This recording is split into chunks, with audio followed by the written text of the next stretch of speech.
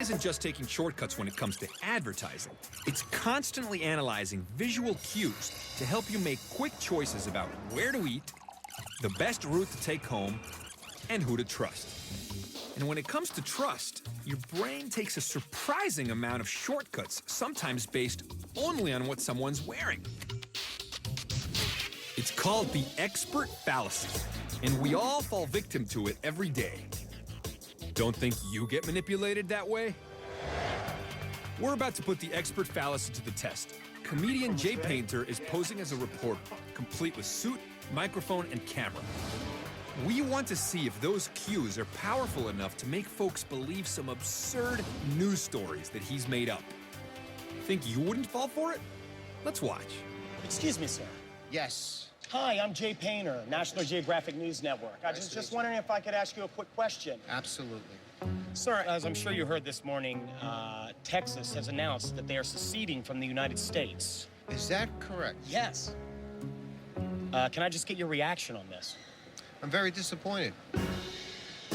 Well, how about the bill that is saying that people have to limit the amount of children that they can have based on their income? I mean, if they have a smaller income but they want to have more children, I feel like they should be allowed to.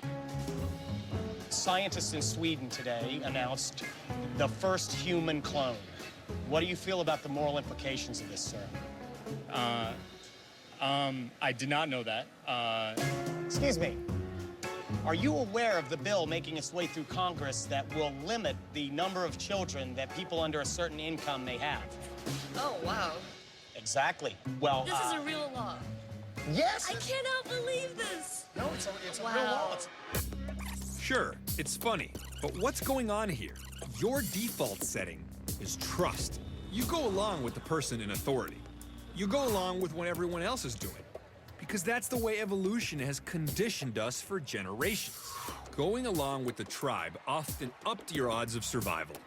And so your brain takes yet another shortcut, deciding to trust someone with very little evidence about who they really are or what they actually do. Well, sir, one more thing. Yes. I'm not actually a real news reporter.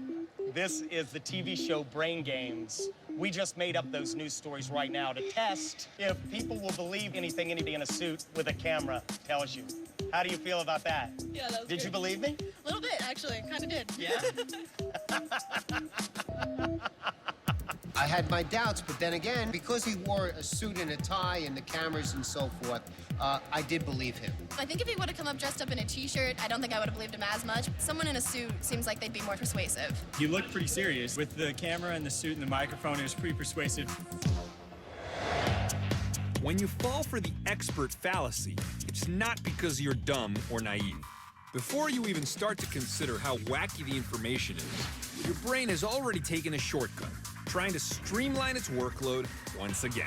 But it's not just a microphone and camera that can persuade your brain to take a shortcut and buy into a person's message.